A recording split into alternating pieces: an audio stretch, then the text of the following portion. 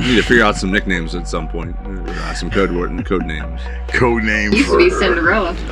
Cinderella? Yeah, because you. No, we can't do that one. There's too many jokes with that one. Can't do that one. Next. HR. No. There gonna be some changes up in here. Just management. There we go. I'd rather go with Cinderella than HR. We'll figure something out. I'll leave it up to you guys.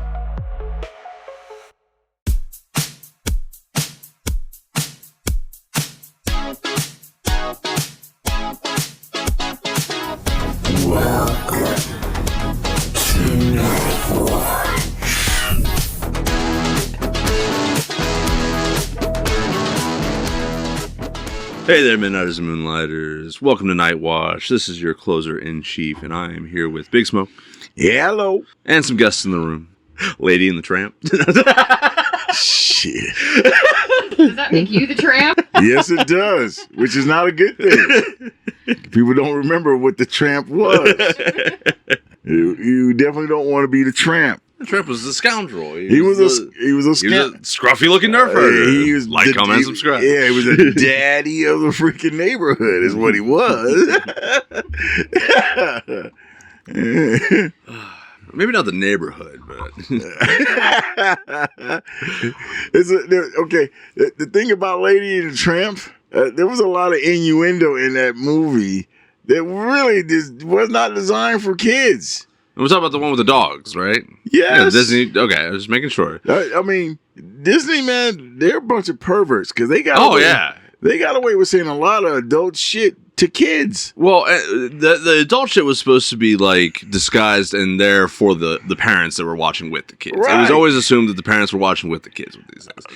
And what I found out later on is that like so many, like when they hire on a new artist at Disney, right? The veteran artists there, they'll take them, they'll show them the vault where all of the original artwork goes. Because so long as you're working for Disney, Disney owns all of those IPs, owns all of your artwork. And as an artist, anything that you make belongs to Disney for so long as you're employed by them. And so they would just sit around and draw some of the most obscene, disgusting, filthy, perverted shit. And it goes in the vault and it's owned by Disney. And, there was some story. I can't remember if it was like Kim Possible or something, or one of the other kid shows similar to whenever, we were younger. One of the new artists had gotten hired on to the show and everything. And they're like, listen, just to get you an idea of some of the shit that other people are going to make out of your artwork. Here's some examples, and just showed them stacks and stacks and stacks of hand-drawn shit. And they're like, you might as well just draw some of your own shit while you're at it, because it's going to happen. But yeah, so Disney is just full of perverts. Yeah. And, even outside of the tinfoil hat stuff, it's just artists in general tend to have a certain kind of mindset mentality. Yeah, when you're creative like that, it tends to go dark. Yeah. Yeah, I got the one. The one, what was it? Little Mermaid. Little Mermaid. Yeah. I actually got the original. Yeah, we do too. And I was sitting there going, and all the little coral houses that look like dicks. yeah, yeah. And I didn't see it. My wife saw it, and I was like, "You're right. It does look like a big giant dildo in the middle of the freaking cover." Like, and then of course, being the kind of guy I went to show my neighbors, "Hey, dude, check this out."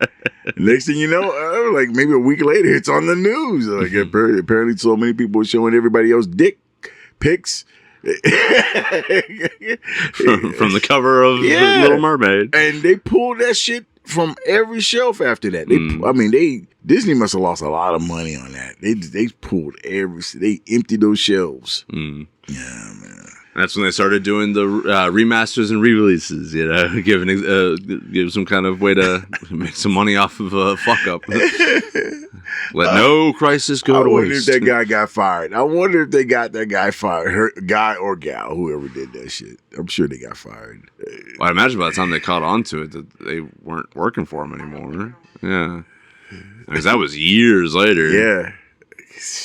They got all that money before they left. God bless them. That's the way to do it. Big Smoke, what was your favorite Disney movie? My favorite Disney movie? Yeah. Off the top of my head, my favorite Disney movie would probably have to be Aladdin. Okay, that's a good one. Aladdin. Probably Aladdin. Because, I mean, no one does anything like Robin Williams. That dude, man. See, you got to take time to be a straight shooter. You got it. What was it? Tell her the truth. No one did it like Robin Williams. That guy was awesome. See, I grew up in the essentially the golden age of male protagonists in Disney movies. You know? Before that, it was a bunch of princesses and everything. And so, like, I got Tarzan, I got Hercules, I got Atlantis, the Lost Empire, and Treasure Planet. Yeah, it was. I mean, some of my favorites still to this day, besides Lilo and Stitch, because Lilo and Stitch is always going to be near and dear. Atlantis Lost Empire. I mean, it was the first one for me where, you know, you get this nerdy guy who's all books and lore and everything else, and he gets to be the hero because he knows things. He's intelligent, he's competent, and then he's working with all these other people that are wacky and zany and quirky, but also competent. A little mercenary, but competent. And oh my god, top tier voice work, all the voice talent. Fucking Tommy Lee Jones is in that one. Who was the guy who played Mole? I don't know. I mean, I like Treasure Planet, but that's based off the early movie that I watched as a kid, which was Treasure Island. Yeah, Treasure Island was live action. Treasure Island beat out Treasure Planet. I mean, Treasure Planet was a good one because I don't know, it brought the anime flavor to something that was actually brilliant. Because a lot of the live action Disney movies that I liked, like Pete's Dragon, like everybody was always in the school after Pete's Dragon came out because that's when everybody went to the movies, to watch Disney movies, and we'd watch it and it's like do. Do do do do do do do do do do. And like I got those quirky little tunes in your head, you know, and even then it seemed a little gay, but it was still a great movie. I mean, I love Pete's Dragon. With another movie that I loved. Oh my god, I actually have to fact check myself real quick. It was not Tommy Lee Jones that I was thinking of. It was James Garner. Oh, yeah, Rockford Files. Great show. Yeah, James Garner that I was thinking of. And let's see. Ended weird. But then again, like, those older shows did end weird all the time. They didn't have the concept of season finales back then. No, I think we talked about that a little bit with Doctor Who. Like, whenever it comes to, like, you know, you have your standalone episodes throughout the series, and then versus the longer spread story arcs and the newer stuff. That was, you know, that's something I prefer is the, you know, season finales and all that, wrapping up story chapters essentially. Okay, see, and that's the thing. I'm torn because I'm a completionist kind of guy. I like a movie because I want a beginning, a middle, and an ending. I don't like because a lot of these TV shows tend not to end very well because they lose funding. They lose audience, you know, capture. And so, I'm done with that. Give me a movie. I want a movie. But movies are so fugazi nowadays. I'm almost not wanting movies. Man, I got a bunch of that cast wrong. Angelina Jolie is not in that one. What was I thinking of that had Angelina Jolie in it? She was in a lot of stuff. She was voice acting work, though. She was voice acting. She was in Kung Fu Panda. She was in... See, this is where I'm bad about movies. I don't care half the time who's in it. Was it good? That's what I mean. Was it a good movie? I guess that's where we're going to have it. Okay. Well, you got to get the blanket off of the cord is the thing. Is that what it is? That noise? It's rubbing against the cord and that's traveling through. I have to get newer mics. No, we don't have to get newer mics. We'll have to get better mics eventually. Eventually. We're poor. No better mics. Not yet. Jesus, you keep talking about getting better mics. Better this, better that, better that. We're broke. Listen, if the audience wants to, contribute to our coffee page, ko-fi.com/nightwatch podcast. Yeah, like, comment, and subscribe. But I've been saying that we're not buying any new equipment until the podcast can pay for it. There. Yeah. So that's the thing. But it worries me whenever you start talking about buying stuff, because like, to be fair, that is how this got started. Was I just started buying things. Just started buying shit, and we was worried about like eating regular, like food. Because you're dropping the bank account through the floor. Well, at the time, you were dropping the through the floor. No, at the time I had a dual income household, so bills and everything weren't an issue, and I had money to spare, and I was budgeting around purchasing equipment, piecemeal at a time. So I was smart about it, And when I walked in the door, what did I tell you? The almost very first thing I told you, I'm like, yeah, we're gonna have to get our own spot, because this ain't gonna last. Yeah, you were right about that. I didn't realize how wrong I was, how quickly. I was like, I read that room like a prophecy. And fire and brimstone and burn everything around you. Yeah, repent, sinners. Old school doomsayer prophet. Yeah. Big smoke. That shit was real.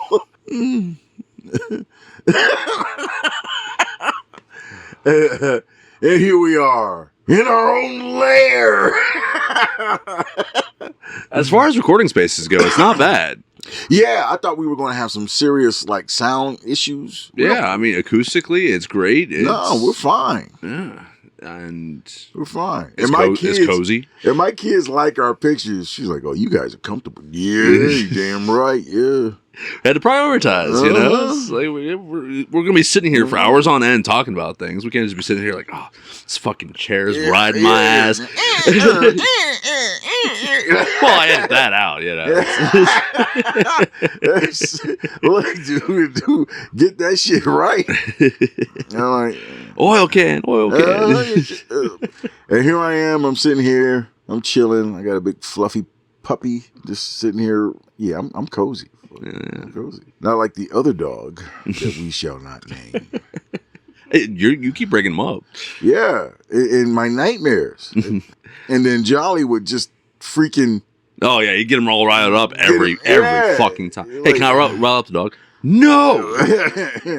2 seconds later. Yeah, blowing in the dog's face. That kid sometimes, I swear to God. He doesn't listen to the episodes anyway, so we can talk shit about it. Nah. No, you don't talk shit about your friends. Nah. You talk shit about them to their face, behind their back. Yeah, get him on the phone with the mic in his face. Yeah, then we can talk shit. Yeah. I've always been a firm believer in that one, It's Hey, I ain't talking. It's right here. You hear it from me. And not that second and third hand shit. No. I mean, plus, other people get it wrong. So if I'm going to tell you about yourself, I want you to hear from me 100% the way that I'm saying it. Yeah. Not what somebody else heard me say. So. Yeah, like some of the shit that's said about me, I'm like, wait a minute. I didn't even remotely say it like that. The premise is true, but you got it wrong. Man. Yeah, the gist is there, but. Yes, I will give you a ride. No, I don't want to give you a ride. And yes, I will charge you for it. Oh, what was it? It's like, oh, hey, Chief, somebody, so-and-so said that you think I'm, not all that great at the job, or you don't like me very much. I said, no, what I said was you're a fucking idiot. Mm-hmm. Get it right. If you're gonna quote me, get it right. Come to the source. But nah, as far as the stuff we grew up watching, the stuff we still continue to watch to this day, what's something you watch regularly? We were going to go into this one with comfort media. So what's something that's a good fallback? Lazy day, you don't feel like digging through Netflix for an hour and a half, just find something to watch. Well, I go into my anime. There's this one anime. It hasn't gotten past more than the second season. It's called Solo Leveling. Okay, yeah. Okay, it's about a I guess he's been chosen to be the next Shadow Monarch. Basically, he's a necromancer. And not really a necromancer per se. He's not, I mean, but he does capture the essence of a dead something, and it fights for him. Okay. And his army gets nothing but bigger because everything dies. And he becomes extremely powerful. And it's a level up system for him. So he gets stronger every time he fights. And he levels up every single day. Now you're getting tired of it. I can tell. He's over here. He's messing with my cord, ladies and gentlemen. He can't stand it because he's autistic. Autistic.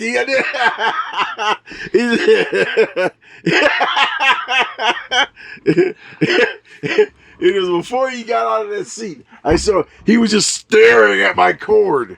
He's like, I was mapping out how I was going to hang it off of the boom. He couldn't take it anymore because all I can picture is sitting there in the chair and God damn it, trying to figure out how I'm going to have to edit that out around you talking.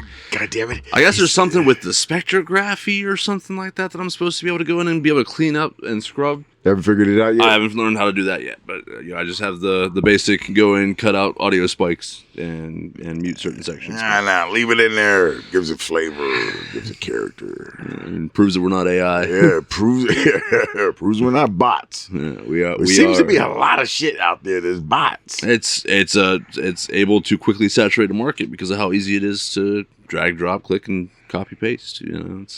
I mean, hell, even Little Boss at work was talking about how he wants to do this thing that he was doing with writing children's stories and then getting them animated with AI. The AI was going to write the stories, design the characters, design the setting, animate it, and then create little YouTube videos with it.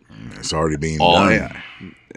Some of the stupid stories that I've been hooked on, and even in most of 90% of them are crap.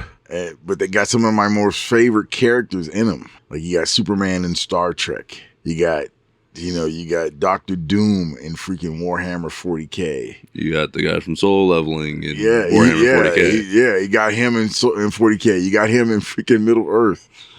Beats the crap out of Sauron. Well, I mean, to be fair, everybody's talking about how great Sauron. Jinwoo goes up. Yeah, he's not that bad. he grabs the ring right away. The ring is supposed to corrupt you the moment it touches you. Even Gandalf wouldn't touch the ring. Yeah, Jinwoo's like, "Shut up!" as he squeezes his fist over the ring. You got Yoda in Stargate. Got Yoda just beating the crap out of Gaul's, just beating the crap out of him, cutting replicas, just the replicators. Yeah. He's just cutting the crap out of them because they can't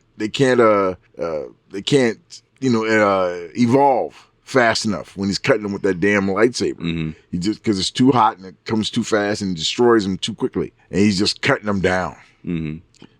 Yeah, he's beating the shit out of the Ascended. He's What really sucks is that, like, as far as, how oversaturated a lot of markets are becoming because of AI making things so easy for people to do poor quality work, but quickly, I said oversaturating a market. It's, as someone who used to have ambitions of becoming a writer, an author, I wanted to write fantasy novels. I wanted to write sci-fi novels and still do. Don't get me wrong, I feel like anything that does have quality to it will still stand out in the market, but it's kind of going the way that, like, indie video games went. There's so many indie games out there. Like, yeah, there are some really damn good indie games out there, but there's also like 100 fucking terrible ones that you gotta, scroll through before you find the hidden gems, and it's... Well, see, that's the beauty of loving the game of it all, though. I mean, I'd rather have a ton of indie games out there instead of having the big three or the big five. Fair. Who gives you just holding the monopoly. Yeah, just giving you slop, and then you can't get out of that matrix because they own it all. Yeah, I don't need another Assassin's Creed 27. Yeah, and fucking Call of Duty 65. Okay, I mean, back in my time, it was Legend of Zelda. I mean, after the first 3 Zelda games, I was done with Legend of Zelda. Okay, Mario, Super Mario. some of the kids, we've managed to figure out how to get unlimited unlimited people on that thing. There's this level 9 or something like that, and it's just this one stair. And you jump up and down on this turtle over and over again. And you just keep getting more men. And then you start getting so many men, it just starts to turn into letters. And then there's so many letters, and then you start getting letters times 3, times 4. And then it turns into an L, and then there's nothing. After that, you cannot lose. Yeah. The game is like, fuck it. Here, you just want to play the game? Go ahead, play it. And we left that thing on. My buddy left that game on. We left it on for 3 weeks. Played that game. Just kept playing different. And it's like, the game got so played out. It was hot. The board burned out. We played it too much. No more. I mean, after that, I was done with Super Mario. Anything Super Mario, I got sick of. Sure. Now we got Super Mario Galaxy. Yeah. I was like, and it's just insane. Well, and like with the more modern games and stuff, I mean, like I said, I mentioned Call of Duty. So many people, there's fatigue there for Call of Duty, and especially whenever they started copying other, other game engines. Yeah, like whenever they started copying PUBG and putting out a fucking arena play or whatever, and then they went the Fortnite route and with all the skins and everything, and it's all just, and like I said before, I get whenever somebody sees their whole thing is making money. That's why they do it. They got shareholders that they got to answer to. Yeah. So when they see something that works in the market, they just keep playing it. They're gonna latch onto it. It's like anything else. Except for Assassin's Creed. That movie was so fugazi, they never made another movie. Oh, yeah, the movie, sure. But the games are just like, Well, even the games are starting to get a little salty. People have complaints about the games now. I mean, the biggest thing with the games was that, each one is just reskinned of the previous one. They started trying to mix it up a little bit with what was it, Odyssey, I think, when they started adding in more combat and less stealth. Well, how many Assassin's Creed games we got now?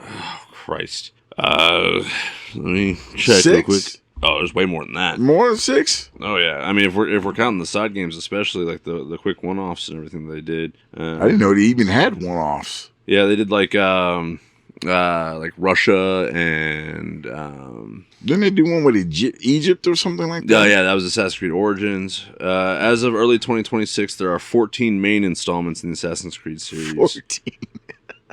How many Call of Duty Modern Warfare games have we got? Modern Warfare specifically, there's technically 6 because there was the original 3 and then they did the remakes of the 3. But how many Call of Duties? 23? Jesus. Yeah, and that's including the different ones from Treyarch and Activision. One game I got stuck on for a while, and then I recently looked at it, and I realized that it was still going on, and they kept remaking the game. I didn't even know about it. Was Alien vs. Predator. And I saw that, I was like, man, I stopped playing Alien vs. Predator Gold Edition, and that was that was like 1998, maybe 2000. Well, there's the one in 2010, and there was the one in 2003, as far as Aliens vs. Predator specifically.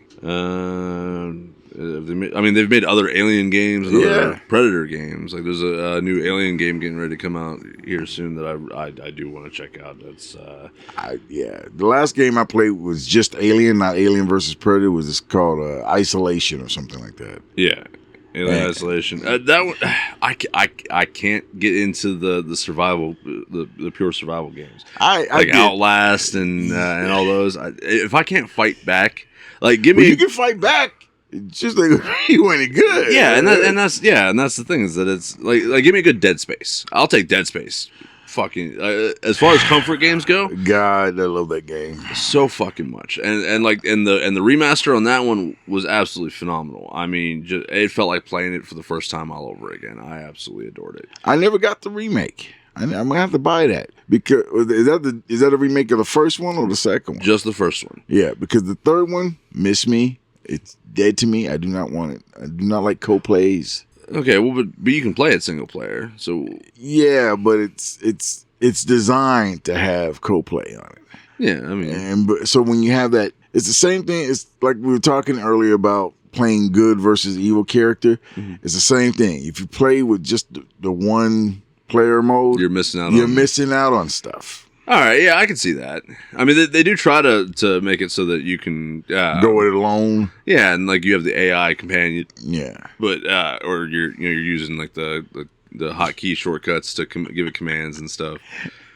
But what's a good comfort game for you that you go back to whenever you are bored of the Resident Evil, without a doubt. Yeah, which one? 2. Resident Evil 2? 2. Have you played the remake on that one? No. I try to stay away from remakes. I will go back to I will whenever I put it in my brain to do so, I will buy the newer Dead Space, the remake of the original. Because even though the original was good, the mechanics were so blocky. I know there was a few times I could have got out of that situation if I didn't have to be at a certain angle in order to shoot the bad guys. The same thing with the original Resident Evil. Oh my God, those fucking locked-in camera angles. You get stuck trying to go up steps or going around a corner because the camera angle shift, but you're... And the zombie will be at the bottom of the stairs, and it won't go up the stairs, and you can't go down because as soon as you go down, it's got you. Yeah. And I hated that. I mean, you had to start being inventive. Like, you had to kill the zombie before you started going up the stairs. Because if you go back down the stairs, you're going to get chewed up by the zombie. Yeah, I found out later on in the first one that you can aim like up and down with the combat knife too. So if you aim up a little bit, you could do the juke, you could dodge. Yeah, but you had to be really good at the dodge. It would only dodge at the very last second. Yeah, but because you always ran out of ammo. Always ran out. My go-to is Mass Effect. I know you guys still haven't played it, and I know I talk about it a lot. It's in my box right now. Mint in box. It hasn't been opened. I've been playing Hogwarts forever, so I haven't got that out of my blood system yet. Yeah, but Mass Effect. I mean, just because everything carries through all 3 games. There's so much there for it with it. The storyline is absolutely brilliant storytelling. The character interactions and like the companionship, the camaraderie between the characters, and how you get to build up those relationships between the characters and stuff. How you get to affect how their outcomes go throughout the 3 games. It's so much fun, and then the gameplay itself is a lot of fun. The first one's a little clunky because it's early. It was Microsoft and BioWare, whereas the second, third one were EA and BioWare, and so the gameplay got a little bit more fast paced, a little bit more cover shooter type, and a little smoother. In the first game, all of your weapons had like heat sinks, and so you would shoot until it filled up, and then you'd have to let it cool down. But then in the second and third game, they swapped out for heat mags, and so it gave you basically like ammo counter.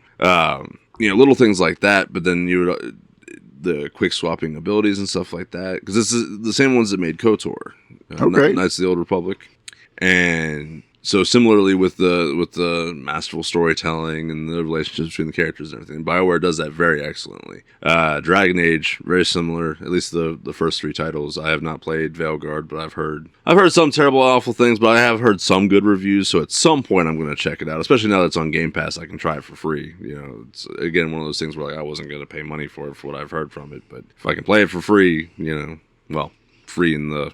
within the monthly subscription that I pay for those games.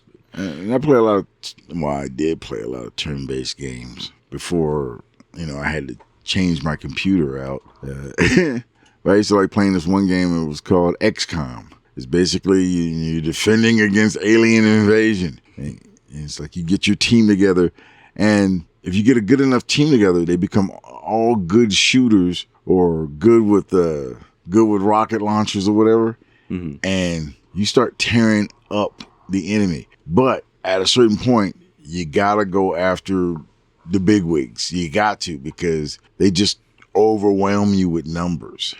And that gets real great, because then the firefights get so enormous because you just start shooting them.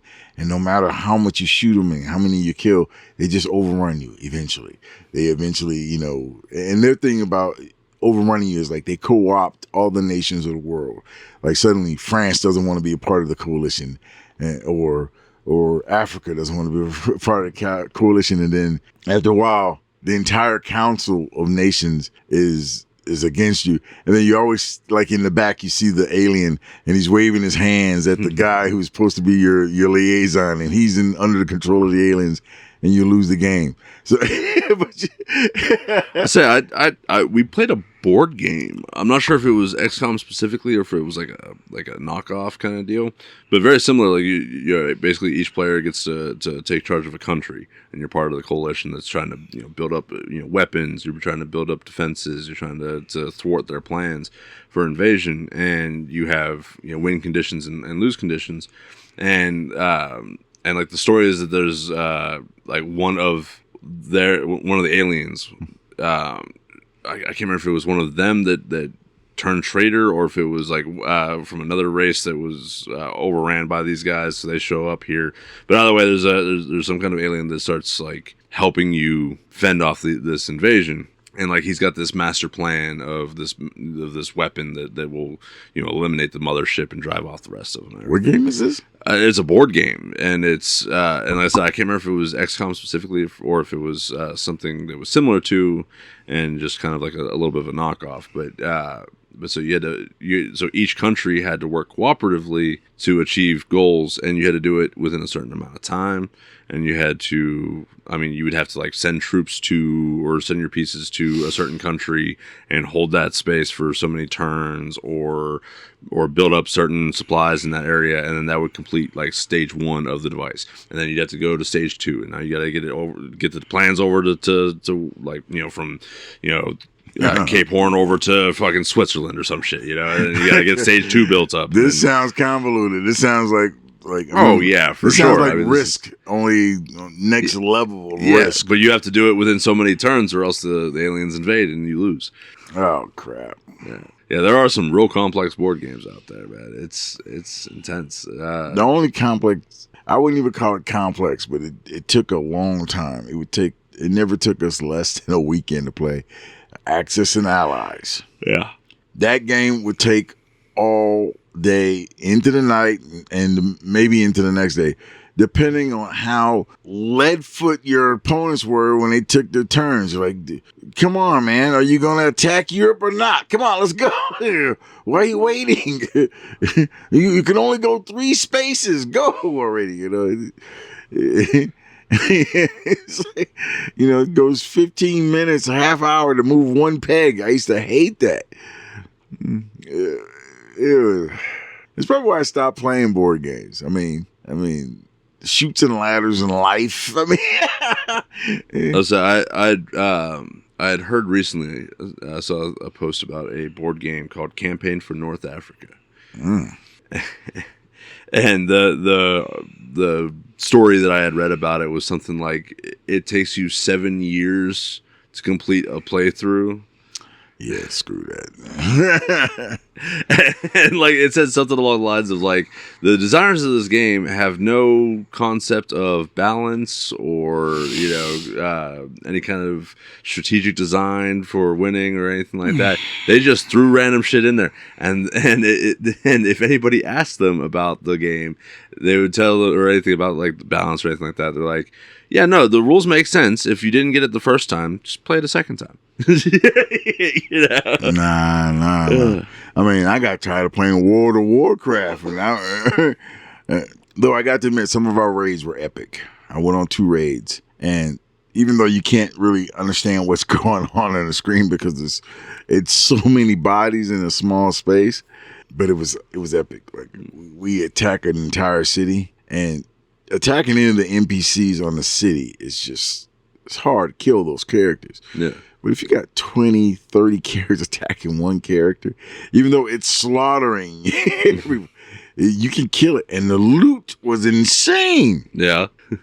I remember when we had this one thing where there was 400 or 500 of us. And we just looking left and right as all these characters are running across the screen. It's like, and then when they hit the city, and we start cutting down, and then of course, other characters from other players from around the world would see the city being attacked. They would log in, and then they would get into it. Oh God, that was such an epic battle, man. I mean, I walked out with so much loot, and I did the punk ass thing. I got the loot and I ran. Yeah. I'm like, hey, nigga, where you going? I'm like, I'm getting out of here. I'm not gonna lose all this loot. Classic like, rogue Big Smoke. Oh yeah, you knew I was a rogue. I got out of there. I'm like, said this thing is epic. I can't get rid of it. I can't lose this loot.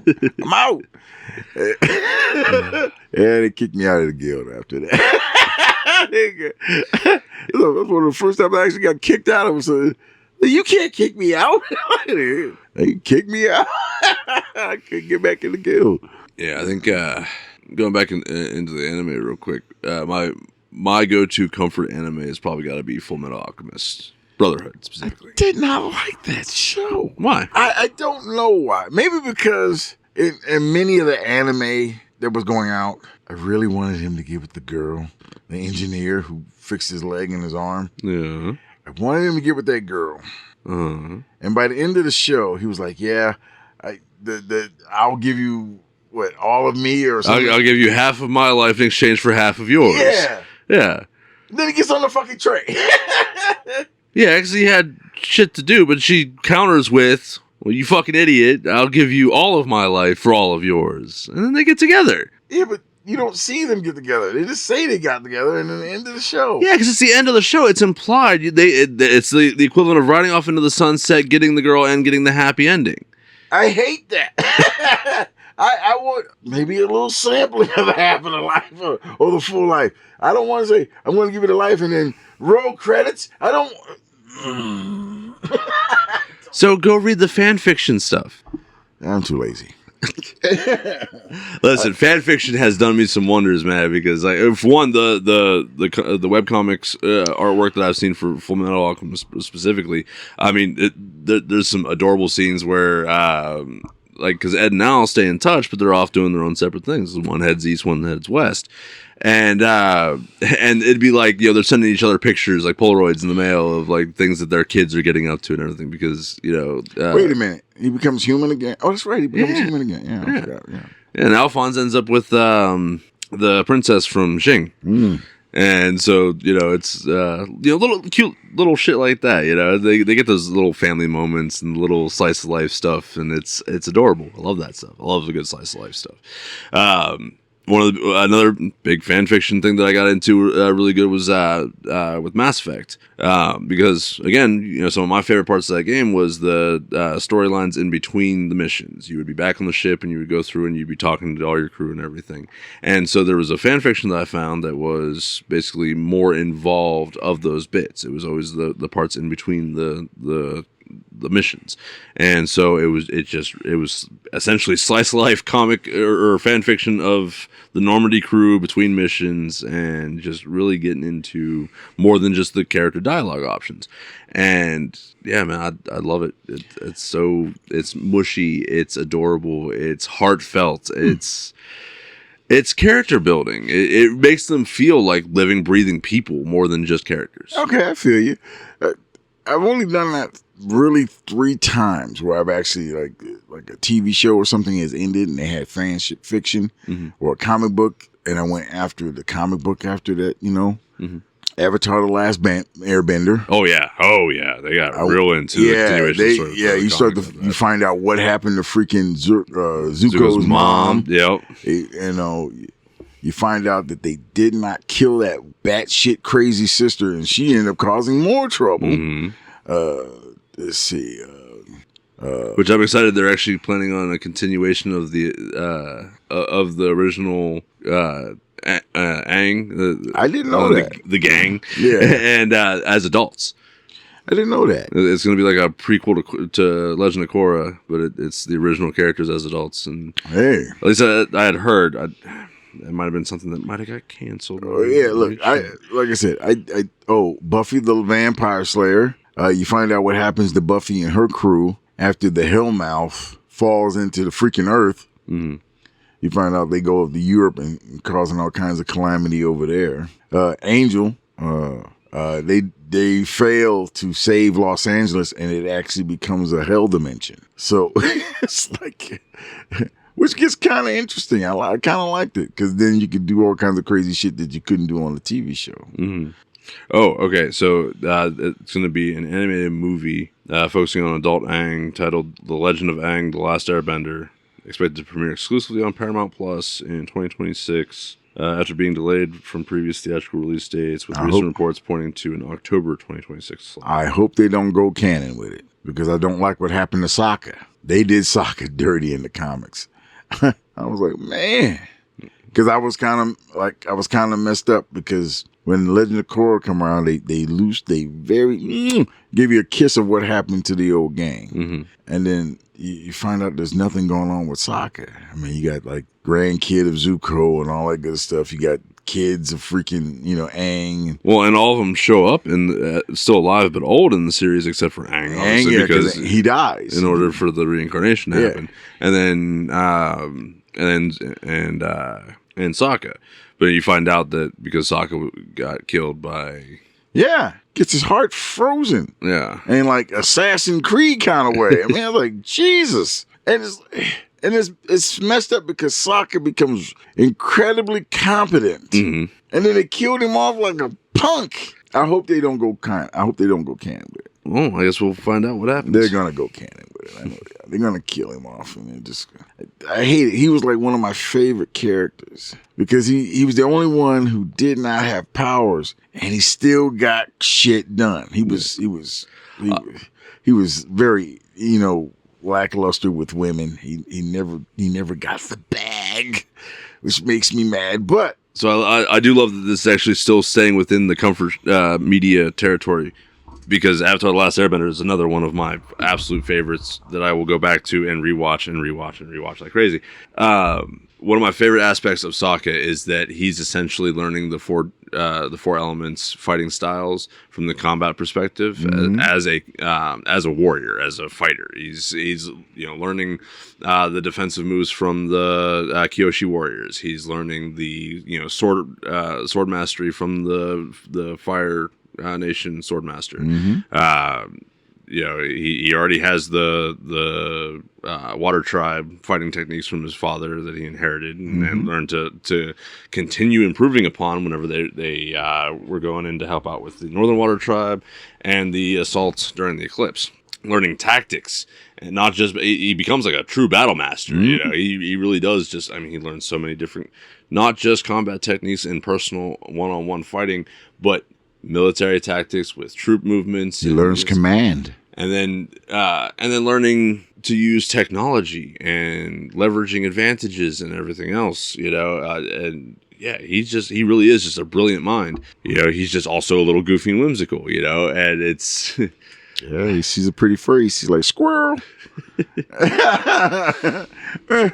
Well, he stuck it out with Suki. Don't really see a story with him and Suki in The Last Airbender. You know that they were an item or a thing all the way up through to the end. Yeah, but you don't see it. Like that last airship battle, top notch. That dude did. He fought like gangbusters all the way to the very end while still holding Toph. I lost my sword. Goodbye, space sword. And he throws it away. He throws it to get rid of that dude, knowing that it ain't coming back. It ain't boomerang. Right. And he throws the boomerang. I don't think boomerang's coming back. It's like, and of course, Suki saves him because she's riding on the back end of that freaking airship. Girl boss. Okay. It had to happen. Yeah, because they were gonna go down. Someone had to save him. She was the only one not being encumbered, I guess. But like I said, the guy was thinking up shit on the fly. Got everybody to go down to the bottom of the ship and dumped them down.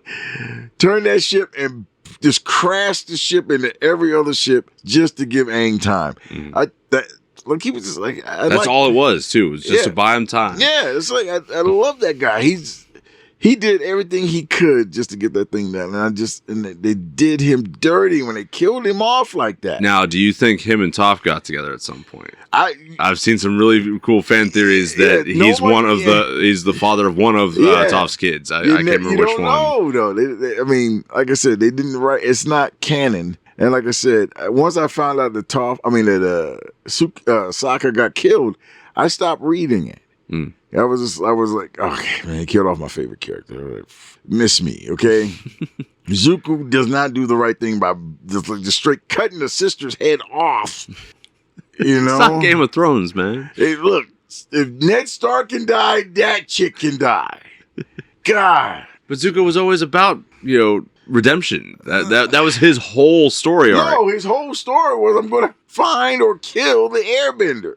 That was his deal. He was going to kill the Avatar or bring him back. His goal was to restore his own honor. He never really lost it. That was the whole part of it. Right, but that was part of the bigger overarching thing was that he had to find it for himself, not finding it in the eyes of others, right? He had to become an honorable man in his own eyes. You need to quit whining, being a doper baby, and just... And he does. By the end of the last season, that's what he becomes. After he gives like everybody 3rd-degree burns for messing up all the time. But he got there. That's the point. It got on my freaking nerves is what it got. It's a kid's show, man. I know. It's not going to be perfect. I know. Almost. That's so messed up is that I invested so much emotion into a children's anime. That's why we're here, man. That's why we're all here. It's just so messed up that this is like none of the... I'm supposed to be like hooked on phonics for Star Wars, and they comment, and subscribe. And they just messed it up so much that I don't even want to watch anything Star Wars. And then Last Airbender come on, I'm watching it with my kids. My kids lose interest in it, and I'm still sitting there week after week like some freaking crack addict because I have to have what happens to Zuko. The next week. Zuko lost his powers this week. What's going to happen next week? By the way, quick update. We're up to 97 views on the newest episode. We are 3 away from 100 views on that one in a 5-day span. 5.5 days. I can't say that doesn't bring a little warmth to my heart. Considering, remember how jazzed and idealistic we were when we first started? Oh, yeah, man. I remember. I was there. Hey, listen, man. 4 months. Monetized. 4 months. Got this. And then here we are 6 months later. Still ain't seen a dime. Yeah, but this is going to be longer. Lessons learned. And hey, and let's be real. We're bringing in nice clips. When we first started this show, what did we say? We're in this for the long haul. We're in the long haul. This because some of our heroes took 5 years to get where they were. Mm-hmm. I don't care if it takes 2 years. Don't care if it takes 10 years. We're going to be at this until we are both old and gray. Yeah. I'm be in a wheelchair by then. It's cracking me up. Like some of my favorite podcasters. Yeah, it's like they were. I mean, some of the when they were like just telling you how long it took them, and I'm going, shit. 6 years it took you? I mean... Well, I look at it in the terms of that shows passion, dedication. Yeah. It takes that long to build up trust with an audience, especially whenever you're doing it on your own, Yeah. I mean, we have the privilege of having a good team. We have a good foundational team. Yeah.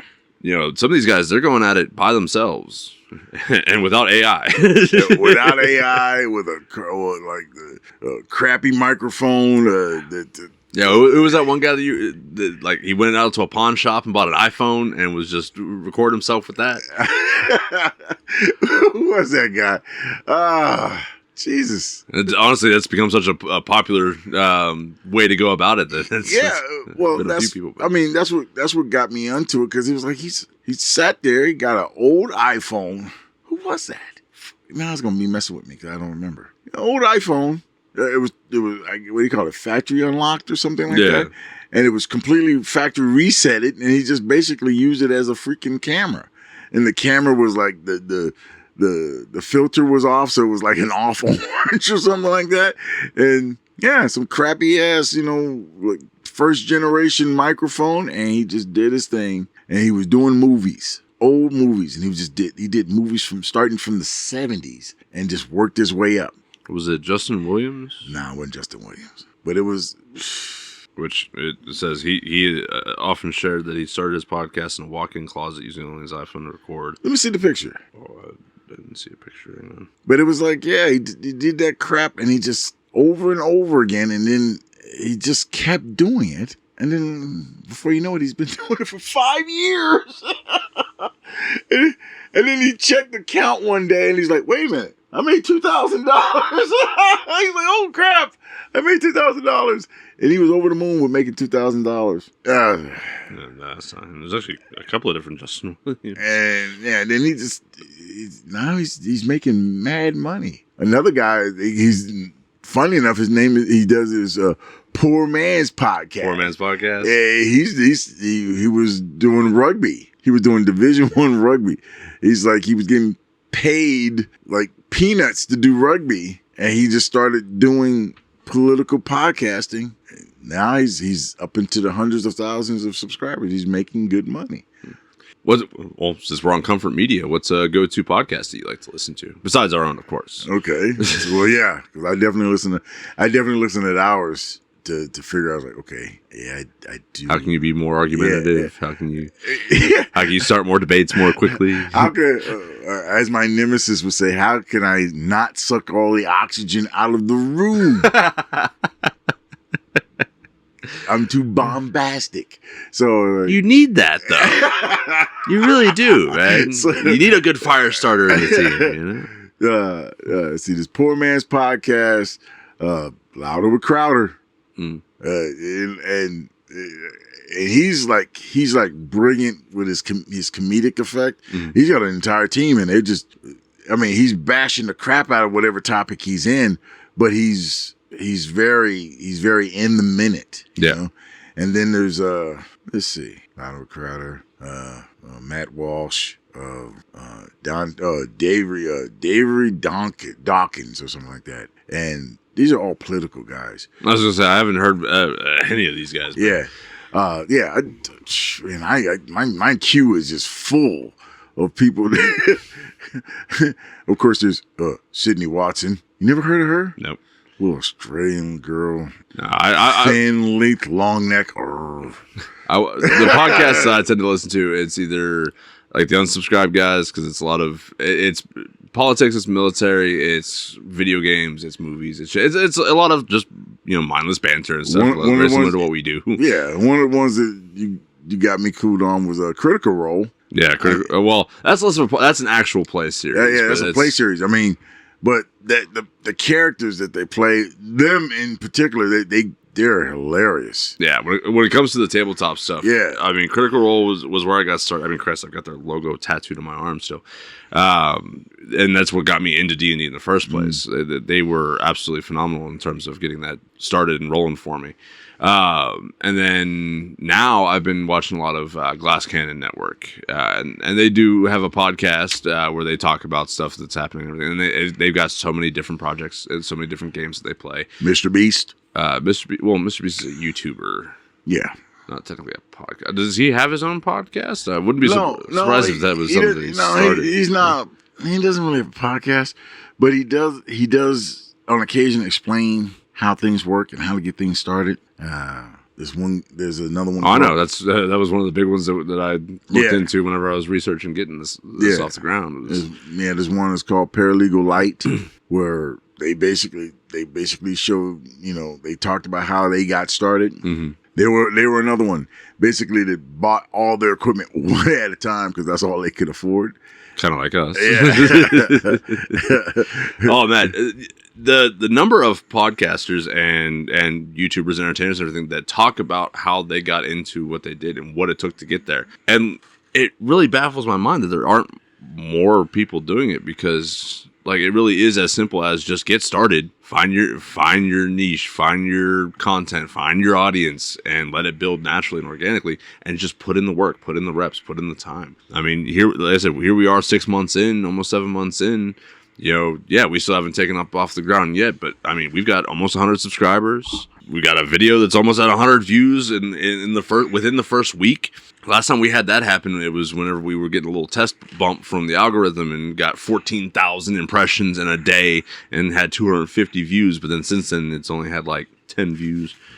But we're at that stage now where it's going to start compounding. once we hit that 100 subscriber milestone, people see, oh, they got 100 subscribers. They must be worth listening to. And it starts building up from there. We've got a backlog of episodes now. This is going to be episode 60? 62? Hang on. 55 is about to go out. 56 and 57 out of that batch. And then 3 more after that. So 60. And so this will be, See, I keep count. I'm glad one of us does. Listen, man, I'm not that organized. No. Look, man, I sit there, especially when I get people who say they listen to the show, and I know they're listening to the show because they'll tell me on the timestamp what I said, how I said it, and how it affected them, and how they felt. Yeah, it's like, oh, you felt that way, huh? Okay, man. Dude, did you really feel that way? Like, yeah, I really felt that way because I said it. Yeah.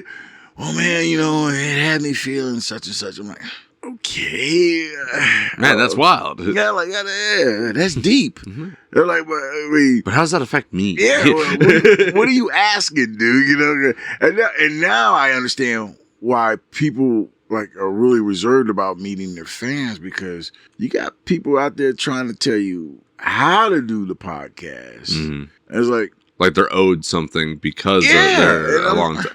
And I don't want to. Don't get me wrong. All of our success comes from our fans. Yeah, but not because of that. Well, no, I guess that's not the right way to say it. It's a tricky thing. It's a very delicate balance. It's very circular, right? It has to be give and take. So we have to listen to the feedback. We have to listen to what the people want to listen to, because they're the ones that are tuning in. Big Spoke, you're kind of anti-woman, aren't you? That's part of your charm. I'm like, I'm not anti-woman. I love women. I try to get women all the time.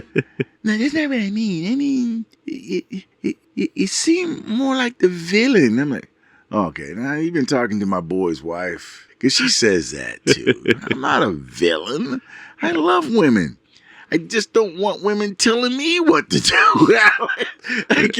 Can we have that? I would say you're certainly anti-late stage feminism. Yeah. I mean, I once said to one of the she actually knows me as Big Smoke. She doesn't even know my real name. She knows me as Big Smoke. And love that. The perfect alter ego. Yeah. They say, Big Smoke, you ever thought of, maybe if you found yourself a good church girl? I said, that's half the women I'm having sex with now are good church women. And that's not right. You shouldn't. I'm 56 years old, woman. What do you? I'm hitting the clubs. Yeah. We're not going back to 1950s, where I'm going to court you. We're going to go out on a few dates, take you to the movie theater, buy you a Coke. Big Smoke is trying to get lucky. We're going to get some Chinese takeout. We're going to see what's on Netflix. And we're going to go from there. Yeah, we're going to watch something on stream. I'm not taking to the movie. That's too damn expensive. Okay, maybe Big Smoke will scoot over a little closer to you during the movie. And, maybe we won't watch the end of the movie. I love women. See, that's what I mean. What? What is what? She goes, you need a good woman. You need a good woman. This is a real conversation I'm having with someone. Okay.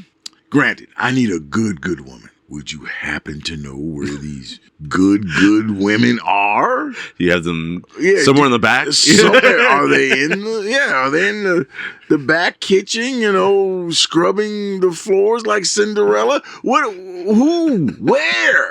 How can I get these said good women?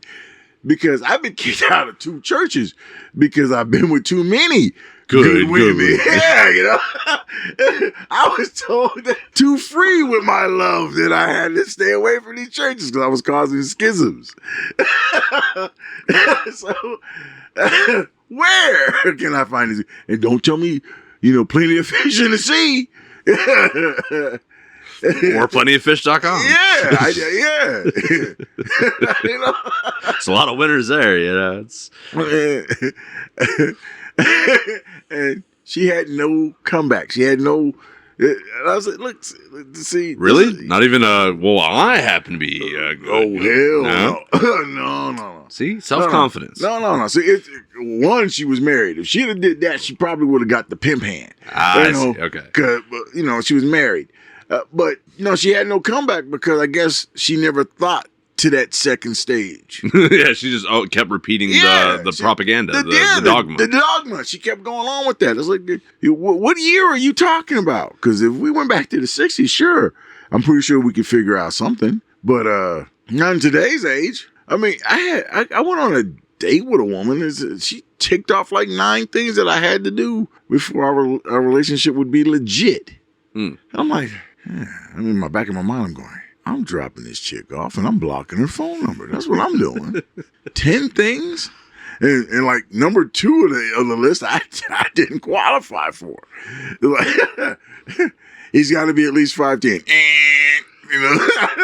You're 5'10", aren't you? 5'9". With all his girth, probably 5'8" by now. No, man. You're a little bit tall. You're almost as tall as I am, and I'm 6'2". Yeah, from 6'2", everything is 5'9", 5'10". You're not wrong. You're just looking down on the rest of the populace. It's like, how's the weather up there? Everybody wants to be 6'2".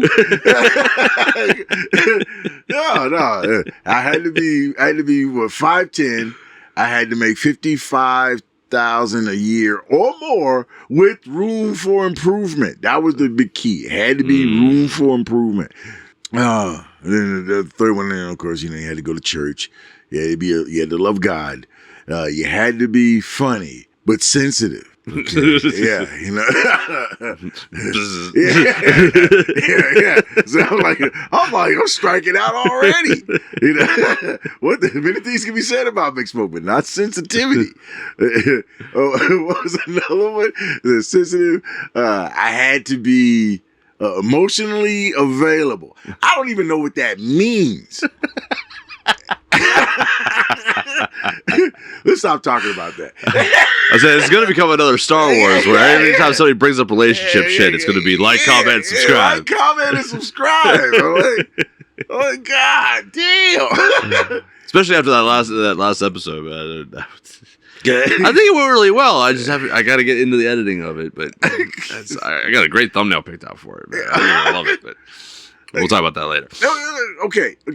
Have you ever gone across any of those lists about what you had to be or what women want? I've never really been told directly what the checklist is, but I mean, I just kind of assumed that hey, if we start hanging out a little bit more frequently, then I probably checking off most of the boxes. Lists are available. I found out after the fact, but I heard a bit of the list tonight. We didn't even get through we got to bullet point number 5. Yeah, but I mean, I check a lot of boxes. You check a lot. Okay, that's sad. You check a lot of boxes. I want to know the boxes you don't check. You don't check. Look at that. Look at his face. How many? Huh? Too many people? What? Helping too many people. Oh, helping too many people. Oh, yeah. Well, I mean, that's been drying up, so I mean, that's... Yeah, his cape has gotten a little smaller. He didn't... When I first met him, that cape was 5 feet behind him, dragging on the ground. Yeah, when I met Big Smoke, I learned this really cool word called no. And it works. I cannot express how easy. You remember that Jim Carrey movie? Yes, man. Yeah. So, but No Man. Yeah. It's a whole new movie, No Man. The amount of wonders that the word no has done for me, it really has. Just, I'm selfish and greedy. Oh, shoot. Self-interested? Imagine that. Some of the stuff you used to do, I'm like, what the fart are you doing? And you would think, as such an avid fan of Atlas Shrugged, that I would have learned that lesson much earlier on, considering I've been reading that book since high school. But it's just, it really is. I have a hard time looking at somebody in a bad spot and knowing that I have the option to help them say no. But anyways, the wonders of saying no. Wonders of saying no. But Let's see. And you don't succeed half the time. Still. It's better than half. At this point. Better than half? Much better than half now. 65-35. Like 90-10. Bullshit. Now, how many times have I said no? Over little things. Quite a few. Quite a few. He's only giving you 40% of the messages. That is not true. Not true. I'm not one to go through someone's phone, but I will take your word for it. God, look at this girl. She's so perfect. I hate it. I hate it. So sweet, so warm, so giving. Oh, well. You know you love me. I feel like I do. I do. Since the beginning, haven't I been calling you my little sister? Okay, see, yeah. I got nothing but good things to say to you. Our other friend, me and him had problems from the beginning. I don't know. We started getting along. It's mostly because he wasn't around. Yeah. But yeah, she's always been my little sister. I used to hate it when you used to clean up the place. I know. I was making everyone look bad. Everybody was looking bad. I feel like I gotta start cleaning something. Oh, yeah. She would sit there in the corner and scrubbing that corner. Oh, my hands and knees. Yeah. Oh, so that's where the Cinderella comes from. Yeah, Okay. That's why I got the nickname from. That's what Okay. It was from me. Yeah, he started it. So then what's wrong with that one? That was for a different reason, though. I mean, Fair. she literally was everybody, and it was bad because she was doing it when everybody was standing around, and you could hear her with the scrub pad.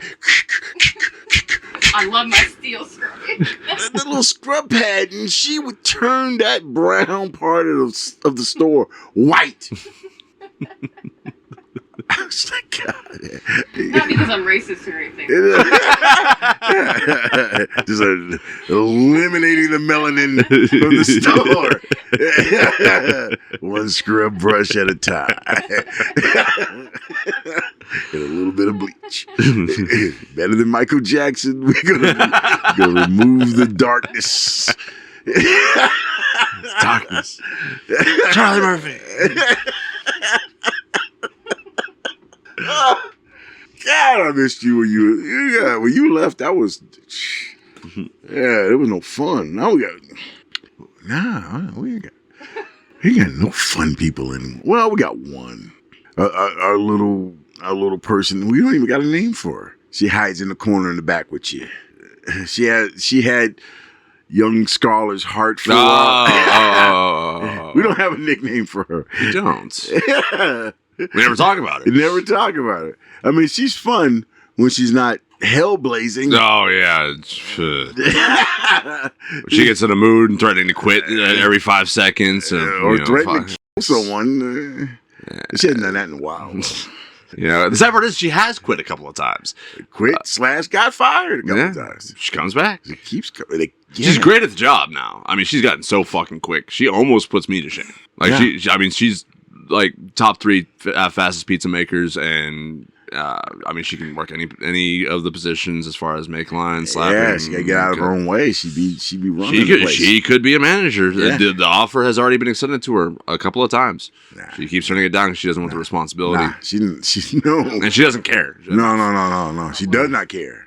And like remember, I've made that point to you. The one that cares the least wins.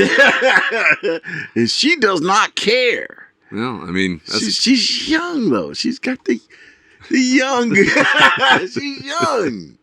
I mean, as far as top management goes, I care the least and I win the most. So I mean, that makes sense. You gotta listen to the old guy. I mean, I feel like between me, Little Boss, and Young Scholar, I'm definitely the happiest, the least stressed. Need one more though. Do we though? Yeah. Well, we got Steffi. Hi, Steffi. It's Steffi, my sweetheart. How are you doing? We can't include Steffi. Steffi. She's mornings. Well, more than that. Steffi is in her lane, and she is not going to move from that lane. That's fair. I mean, she got it locked down smart. Yeah, she's got her spot, and she's not moving out of that spot. We got J-Man, who I don't know. Honestly, if I blink, I'll miss him. Mm-hmm. So that gives me that no vibe. Okay, Little Boss, he's anywhere and everywhere all the time. Yeah, he doesn't know how to He really sit down and sit still. He doesn't know how to sit down and say, you do that, you do that, you do. He doesn't do that. Yeah, because he's always been the guy that they call in to fix problems. Yes, or to, he's everywhere. Or he's ran stores. He was a district manager before, so it's... So, it was funny. It's like, he was only supposed to be there like a couple of months. Yeah, he was supposed to come in, fix the place, and then head back out. Bounce out. But then the person that was supposed to take over left for a different store, so... we are like our own little versions of Days of Our Lives as the world turns. General Hospital. I really like, and I ain't gonna lie, I started watching General Hospital just to piss off my ex-wife. I would set my TiVo to play an episode of General Hospital because my ex-wife pissed me off one time when she started talking, I don't know, one of her friends or something like that about General Hospital, and I had the nerve to hey, what y'all talking about? Oh, it's General Hospital. You wouldn't understand. Ooh, I hate that kind of downgrade talk. I hate that. So I started recording it. And after about 3 weeks, there was a character, a real scumbag, named was Sonny Corinthos. But what made Sonny Corinthos the man in my eyes, and that dude got just about every woman on that show pregnant. He had kids by everybody on that show. And then I just went at her one time. They were talking. I said, Sonny didn't do that. Sonny was over here. You remember 2 weeks ago? Sonny was, what do you mean you know about 2 weeks ago? Well, that's where he was, right? I mean, you guys got it backwards. Sonny didn't do that. I didn't give a shit about anybody else on that show. But if you went bad on Sonny Corinthos, I was like, hey, off my boy Sonny. And that married chick, that ain't Steven's daughter. That's Sonny's kid. Remember that long weekend they had in that flashback? Sonny was digging in them guts. I'm telling you, that's his daughter. And then it was like maybe a week after that, they had a DNA test and the reveal, it was Sonny's kid. I'm like, yeah, Sonny, my boy. He's got that game on hard point. And she didn't, man, they hated me after that. I thought that was the funniest thing. Revenge. Well, on that note, I think we're going to have to wrap it up there. Sonny Corinthos. If you made it this far into the episode, please like, comment, share, subscribe, talk about it, be about it, put it on a t-shirt. And if you want to follow on the socials, right now we're still just on Facebook, Nightwatch Podcast. You can listen to us on Apple Podcasts, Spotify, and... You always do that. iHeartRadio, as well as Podbean, the RSS feed. You must not like iHeartRadio. iHeartRadio. As well as our home here on YouTube, of course. And if you want to help financially support the channel, you can check us out on Ko-fi, fi.com/Nightwatch Podcast. That's going to be it for this shift, folks. We'll see you on the next one. Sonny Corinthos. Alright, time to empty out the mop bucket, run the trash, and hit the lights. Go get off my time clock, and be safe getting home.